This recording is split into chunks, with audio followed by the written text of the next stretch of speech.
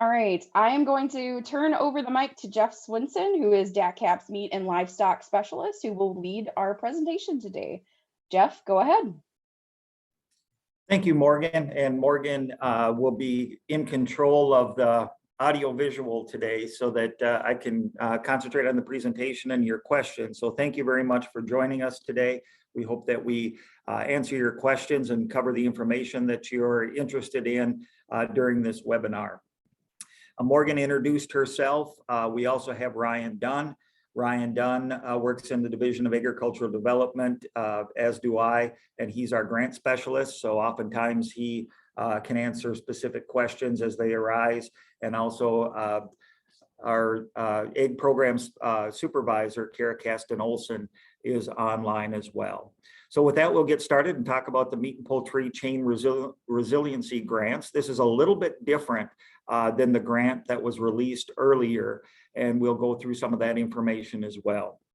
So if you are searching for information, you would go to the DATCP website, and I've tested this several times. If you just type in DATCP, DATCP into a search engine, you'll get to our website. Otherwise, Wisconsin Department of Agriculture works as well. And once you're on that homepage, which we see on the screen now, you would click on Egg Development, and then a drop box would come down, and you would click on Egg Development and Innovation Center. And then there's a Meat and Livestock Development page. And that's where all the information about this grant, the Meat Talent Development Program, and the infrastructure grants that there will be a second round of, and we'll get to that a little bit later, is located. So that's where you would find all that information.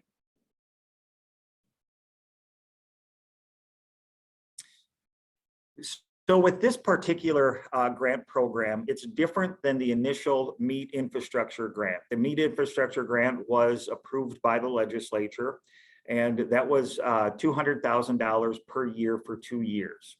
And when we released that grant, it was a maximum award of $50,000. There will be a second round of that. That RFP will open late this year, early 2023. So keep that in mind as well. But this is $10 million worth of grants from American Rescue Plan Act money that was created by Governor Evers. So he earmarked this money to work with livestock processors, meat plants, new and existing, as well as renderers, grease collectors, and a few different industries that are instrumental in the supply chain. So we continue to grow Wisconsin's meat processing industry. That's certainly our goal with this. And we want to improve the long-term viability of the state's livestock industry by doing this. The grants, as I mentioned, are available to new and existing processors. And if you're thinking of starting a facility, if you are looking to build an establishment, we have some technical assistance with our food safety division that can help with that. If you're an existing processor, we're really looking for expansion and increase of throughput in your existing facility. Our goal, as I mentioned, is to grow harvest capacity, but this grant is not open to just plants that slaughter. It is also open to further processors. The goal is to increase throughput that down the supply chain would increase harvest capacity through increased product production. So with this pool of money, the maximum grant award will be $150,000. And again, there's $10 million to be spent. The amount is up to $150,000. That money would have to be used within a 2-year period. And that is federal government, when they awarded Wisconsin the American Rescue Plan Act funds, they want that money spent within 2 years. So there is a time frame, a definite window on when these projects rather should start and finish. And there is a required match with this program. So $150,000 grant, your establishment would need to spend $150,000 to match that. If your grant project is much larger, it could be much larger than that. The maximum is still $150,000 to offset the cost of your project, and there still would be a $150,000 match at a minimum. So the timeline, the applications are due at no later than 5 o'clock on August 19th. And we know that summer is a busy time for meat processors, but again, there is a window in which these projects need to be done and this money needs to be spent and awarded to the grantees. So we did want to get the grants out as soon as possible. Those applications will be scored, and selections of the successful grantees will be made by September 19th. Fully admit that when we released the infrastructure grant, the $200,000 pot of money, we were overwhelmed with the number of applications we received. We received 100 applications for that. And it took us a little bit longer than what we expected or hoped it would take to review those grants. We have working on getting grant reviewers in line now, so we really hope, knowing what to expect and the number of applications we may receive, we're really hoping that we can stick to this timeline and expect that we will. If you're awarded one of the grants, you'd be notified no later than September 22nd, and we would execute those grants around October 1st. And then the projects must end no later than December 31st, 2024. And we'll talk a little bit about the timelines in which that money needs to be used. But again, the contract process, you receive a contract. It would be important if you receive a grant to review that and approve it, sign it, get it back to us as quickly as possible so you can start your project shortly after October 1st.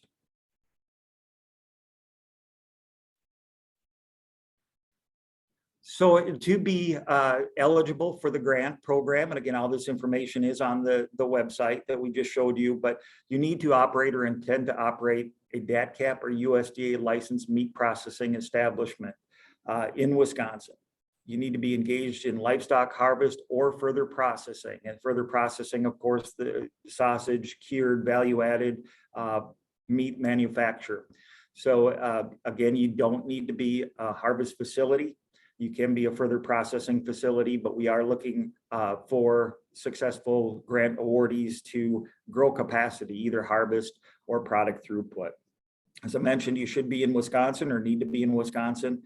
And your project, again, will increase harvest capacity or output. The goal on the harvest side is to increase harvest capacity within your establishment by at least 20%. Output, similar measurements, and we can get into a little bit about that. I know that we did one webinar earlier for the other grant program, and there were some questions about that. So if there's questions, we can get into that here at the conclusion. Applicants must be in good standing with both DATCP, USDA FSIS, if that's applicable, the Department of Revenue, and the Department of Financial Institutions. So once the selections are made on who will receive the grants, the grant applications, those grant applicants are vetted. So they go through food safety. Questions are asked at USDA. If you're a federal inspected facility, back taxes, things like that are looked at. So keep that in mind. You need to make sure that you have no outstanding state or federal penalties or violations. And of course, no employees of the Wisconsin Department of Agriculture, Trade, or Consumer Protection or their immediate families are eligible, and not have an open DATCP grant at the time of the application. There is one small wrinkle to that, and we'll get into that here in just a little bit. So the eligible projects, pretty exciting. They can be siting, engineering design, layout of new facilities, layout of new production lines. Again, I won't keep saying that our goal is to increase harvest capacity and product throughput, but that really is the goal. So eligible projects are fairly wide open, whether it be packaging equipment to improve line speeds. If you have bought some land, we'll get into what you can't do with the money, but siting and engineering design layouts, things like that certainly are eligible. So here's just an expanded list of things that are eligible: engineering, architectural design, construction, food safety advisory services can be paid for, and equipment installation. So equipment on a lot of grant programs isn't included. Our dairy counterparts oftentimes are not able to buy equipment with grant dollars. You can with this grant program. So that's exciting. Ineligible expenses. If you are looking at land, this grant won't help offset the cost of that real estate. As far as what you do with that land afterwards, consulting services, layout and design of the physical infrastructure, that is covered. Also, other ineligible expenses: no repayments rather of loans or mortgages, no rent or contract payments for periods extending the term of the contract. And the term of the contract is the date that that contract is signed and approved by both parties, being DATCP and yourself, and the end of the project, which is no later than December 31st, 2024. No administration or overhead costs, or anything that's not direct cost of the grant program. No advertising, no legal fees, no lobbying, fundraising, or political activity, and any cost incurred by your establishment in the preparation of a proposal prior to or after the formal contract dates.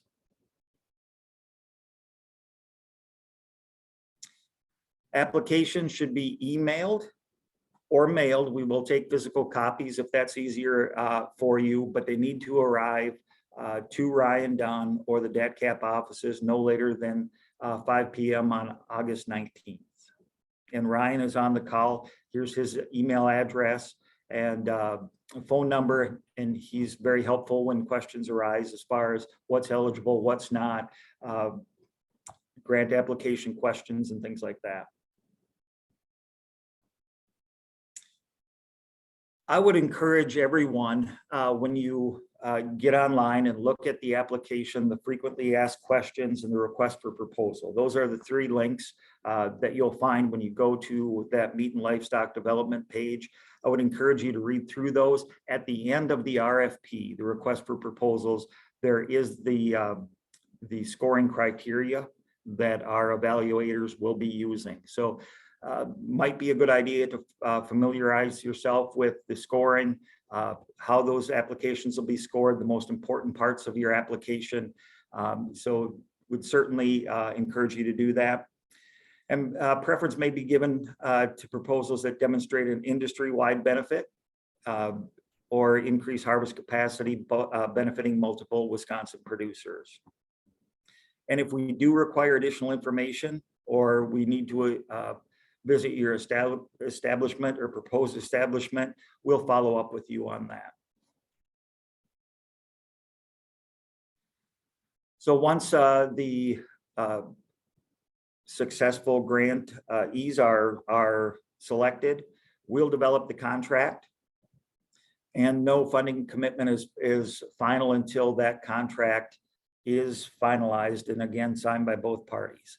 And the grantee will need to finalize the details of the work plan, the timeline, the budget, and the companies and consultants that you'll be doing work with, and the implementation plan. And it must be signed again by DATCP, or signed by both parties, but you'll need to review that grant and get it back to us within 30 days. After 30 days, your contract may be null and void, so make sure that you review that, have it looked over by anybody in your facility that needs to see it. That's a good time to make changes or ask questions and get that returned to us as soon as we can, so you can start your project. And payments will be made upon receipt of invoices. So this is a reimbursable grant. So we know that this is the way most grants work. It may not always be the most convenient, but you would receive an invoice, pay that invoice, send us a copy of the invoice, and you'd be reimbursed for that. And 20% of the grant will be held as the grant final payment Once your final grant report is made, then you would receive that last payment. Progress reports are due every 6 months.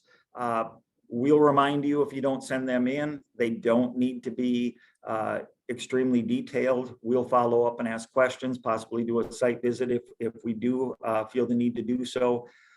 What we're looking for is how far along you are in the project, steps that have been completed within that 6-month period, actions that you expect to complete within the following 6 months, and any challenges, barriers, or issues with the project that you're seeing. And again, reaching out to us even before that report is due. Maybe there's something that we can help or find people that can answer questions to help you get over those barriers or meet those issues. There will be a mandatory end of project summary report, as you can imagine, especially with this being federal money, but government money, it will be audited. There's people that want to make sure that we are using the money in the way that we said we would, and that the projects are successful, and that money was well spent. So we will require an end of project report. Again, we'll follow up if there's any questions, but just a brief description of what you plan to do, how you met that intent, and other insights or project execution, and any measurements that you can include with that would be helpful as well. We, as I said, will be audited on our end with this money, so that we know where the money went, how it was used.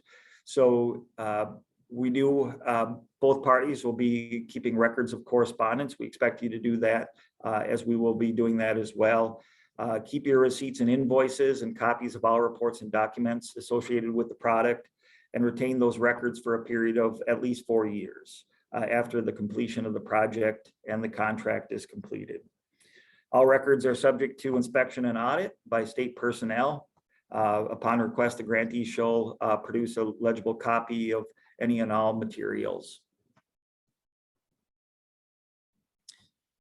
And just one final word here about open records.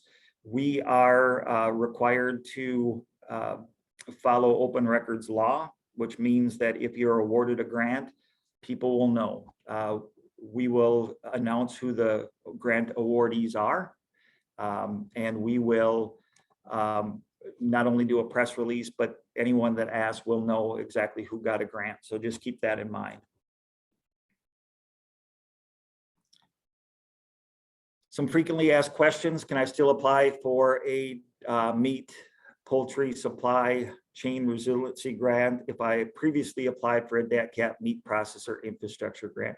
Absolutely. If you applied for that smaller pool of money, it was a $50,000 maximum per grant, only $200,000 to give out. We received 100 applications. Please apply again.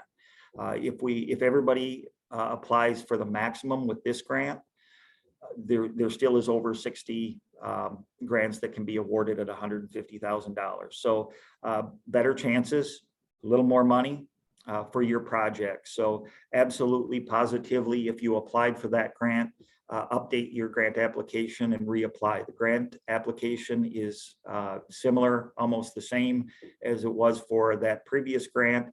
So update, and we welcome you and encourage you to apply again. Can you apply? Can you apply additional funding for a different grant under the DATCP Poultry and Supply Grant? I will defer a little bit on that to Ryan. I will say that we'll do this final bullet point. I'll make one other point. All awards will be capped at a total of $150,000 combined of the programs, of the 2 grant programs. So basically, if you received a grant in the first round of grants, that meat infrastructure grant of $50,000, you can apply for this grant, and we welcome you to do that. And instead of $150,000, we would just subtract that grant amount that you were awarded before. So you would receive $100 for a total of $150,000. That may be clear as mud. We weren't able to give out that many grants in the previous grant program. There were only 5. What we're basically saying, if you were one of those 5, you can apply for this, and your grant amount would be $150,000 minus what you received in that first round of grants.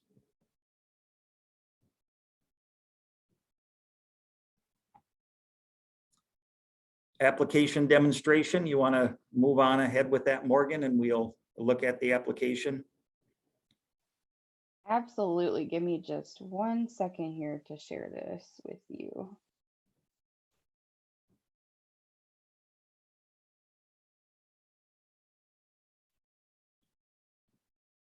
So our grant application, and I know that on your computer screen, this may be small and we're not going to go through it, but this is what your grant application looks like. We are happy and somewhat proud that the grant application is simple compared to a lot of federal grants. And I know that there are federal grants available for meat processors as well. Get on the USDA website if you're curious about those. But really, there's only 2 questions on our grant application. A lot of information that needs to be included, but really 2 questions.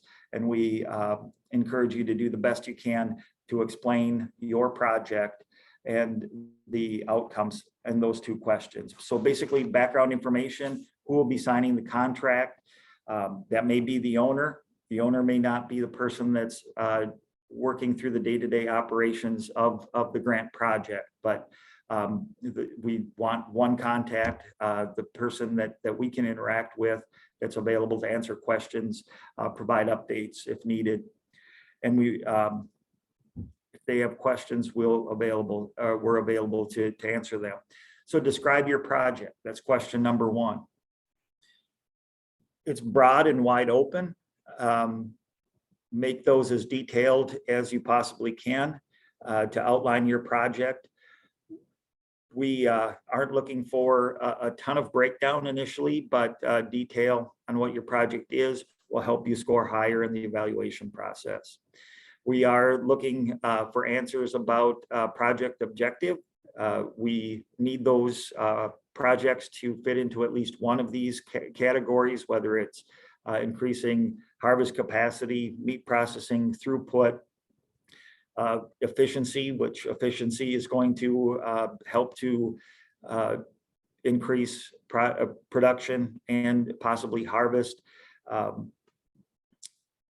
Project improves competitive position for the Wisconsin meat sector. Project creates employment, or project will increase rendering capacity or byproduct utilization in Wisconsin. Again, renderers are invited to apply for this pool of money as well. So check at least one of those boxes that best fits.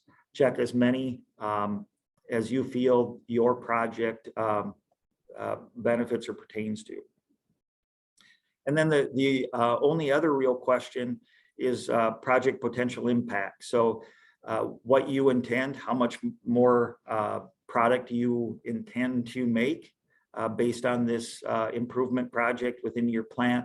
That may be in pounds, that may be in dollars. We're a little wide open on how you measure that, but we do want to make sure that production capacity or harvest capacity is increased and measured. And then just a work plan when you expect each aspect of your project to be finished, who will be in charge of doing that, and again, that specific project activity. And that's basically it. Estimated project budget.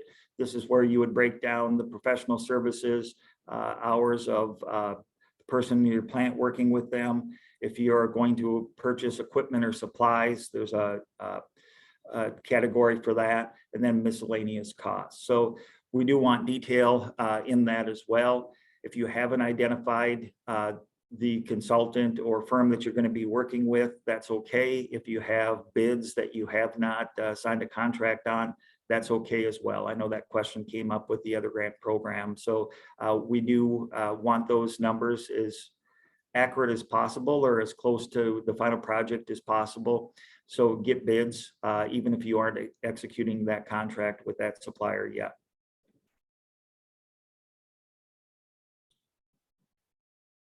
Morgan, I haven't been able to watch the chat, so I don't know if we have questions in the chat or it's time to open it up for questions, but that basically concludes the information and the presentation that we have. So we're wide open for questions, and if there's any in the chat, we'll be happy to answer those as well. Absolutely. Thank you so much, Jeff.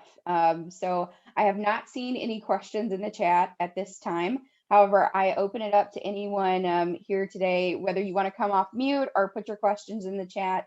Now is definitely the time to do so. So we will be here to answer your questions if you have any at this time. Oh, okay. We've got some questions coming in, Jeff. So does this include seafood processing? It does not. It does not include seafood processing. We talked a lot about that, and it is meat and poultry is what will be, our red meat and poultry is what is included in this particular grant. All right, Jeff, we've got another question from John. He says, I'm working with contractors who are providing quotes that we can include in the budget section. Do we need to break ground by the October start date deadline, or would spring be okay? Well, that's a great question, John. Thank you for that. So you do not need to break ground.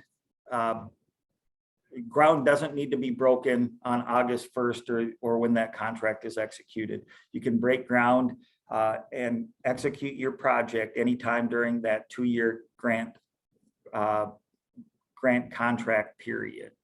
So we would only reimburse costs after the grant approval process. We'll call that October 1st.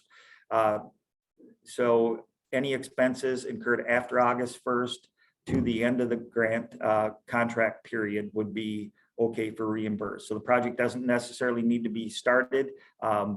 If you're incurring costs before the contract is executed in October, we can't cover those costs. So. Thank you, Jeff. And then John said, perfect, thank you. So good job, Jeff. That was. It was a rambling answer, John. So I'm glad that you got the answer that you needed out of that.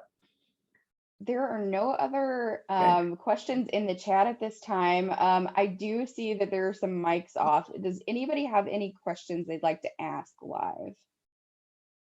Oh, John has one more. Okay, all right.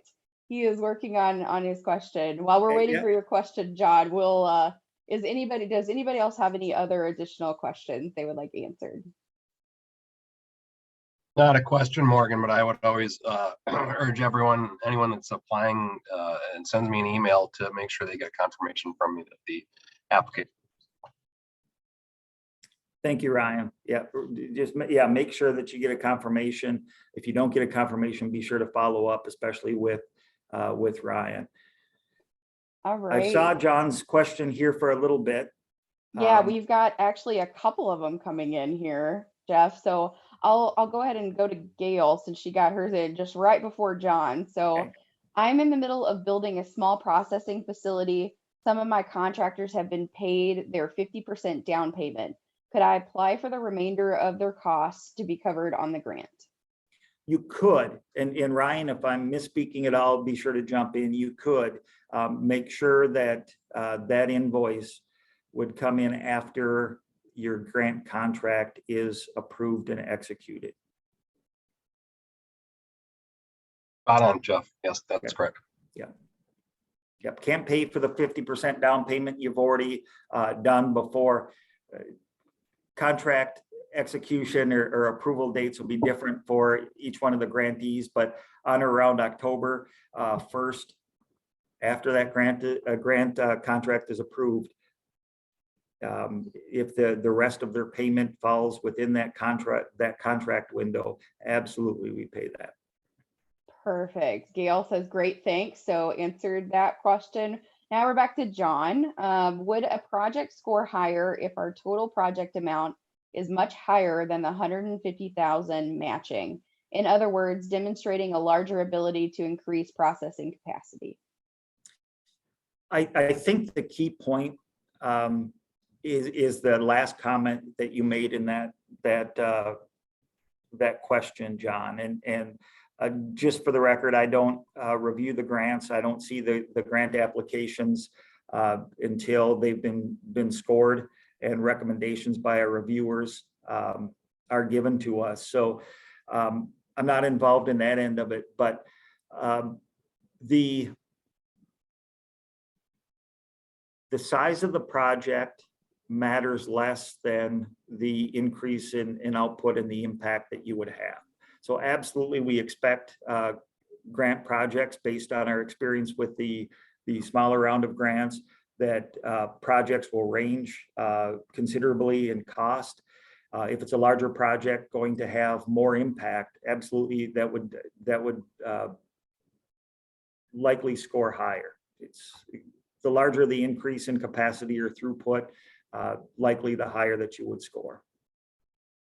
Great, thank you, Jeff. Jason did pop in another question here. Are there any other grants available for seafood processing? Through the USDA, USDA meat, USDA-meat, or just Google USDA meat. They have grant programs similar to this, a little bit different, but check that out. There isn't a state grant right now for seafood processing. And we should say, might not happen, John, but if all of the grant funds are not used, there will be a second round to make sure that all the $10 million are utilized. And if grant funds are not used, we may adjust those parameters a little bit. So stay tuned for that. Awesome. Thank you, Jeff. John has another question here. Also, are statistical and other appendices allowed to be included with the PDF application? He says last one, I promise. No, it's fine. You can ask as many as you want. We're scheduled until 10 o'clock. So, and I'm happy to stay on longer than that if you have more questions. But yes, the grant application is relatively simple on purpose. We don't want this to be an onerous process, but we do not limit the amount of information that can be included. So if you think that information would be helpful, absolutely, there's nothing wrong with including that. We'd encourage you to. Great, Jeff. There's one more question here from, I believe this is pronounced Gertz, and I'm sorry if I'm saying that wrong. When you define the 20% threshold, are you referring to a production line, plant, or company as a whole? That's a good question. So we are, I'm trying to think the best way to say this. We're a little bit open on how you define the 20%. So when we initially developed this grant program, 20% of harvest capacity would be 20% increase per in head of livestock that's able to be processed. That was the initial thing. And then in order to include all processors to benefit the industry and the livestock industry in the state, we looked at throughput as well. We want an increase in throughput. Hopefully that increase in the amount of products that you're making, whether it be a 20% increase in pounds or raw amount of sausage, ham, whatever that you're making, we expect that to impact positively the supply chain. So 20% would be a production line or company as a whole. I forgot the one in the middle there, but the answer would be yes. If it's a specific product within a company and you're increasing that by 20%, absolutely, we welcome you to apply. Awesome. Thank you so much, Jeff. There is currently no other questions in the chat at this time. Again, if you have a question, I highly encourage you to put it in the chat, or you are welcome to come off mute as well. And while we wait here for just a second to make sure there are no additional questions, I'm also going to put a link to the Meat and Poultry Supply Chain Resiliency Grants page in here. That's where you are able to find the RFP, FAQs, and application. So feel free to visit that website here. We did have another question come in from Gertz. Can multiple projects be submitted for review by the same organization? Ryan, I'm going to ask you to unmute so we can walk through that. At first blush, so if a company X has two projects, Ryan, I think that there would be no problem with two applications from the same company on two separate projects, correct? Only one of them would be funded. Yes, that's correct. Yeah, we would not give more than 150 to any one organization, but if you feel there are multiple projects that merit consideration, you're certainly more than welcome to throw in more than one application. Yeah. And from my standpoint, in trying to increase the vitality and resiliency of meat processing, if there's two projects that you're thinking about and you apply an application for each one, and that pushes you over the edge to say, okay, this is the one that we're going to definitely expand and do because we got the funding for it. Absolutely. I think that would be maybe even a good idea for you to do that if you're looking at two different projects. Awesome. Thank you, Jeff and Ryan. There are no other questions in the chat at this time. We'll hang around for just a minute here in case anybody else has another question, but thank you so much for joining us today. We greatly appreciate you being here and asking your questions. So again, we will hang around here for another minute or two to see if anybody else has any other questions. Otherwise, thank you so much for joining us today. We really appreciate it. Yeah, thank you very, very much. I really enjoy the nice turnout that we had here. If the first webinar that we did is any indication, people will watch it later when it fits into their schedule. Ryan's contact information is all over the website on that Meat Resiliency grant page. Feel free to contact him and know that Ryan will reach out to me as well if he has questions about technical aspects or anything like that about projects. So easy to get a hold of us and we'll respond to your questions. I have also placed, just in case you need it, Ryan's contact information, his email and his phone number there for you. So if you have any questions, you're more than welcome to reach out to him as well. So seeing that there's no more questions, we'll go ahead and wrap up for today. Again, thank you so much for being here. We appreciate it. This will be recorded. This has been recorded, and we will also put it back on that Meat and Poultry Supply Chain Resiliency grant page. It'll also be available on DATCP's YouTube page later this afternoon. So thank you so much. Thank you.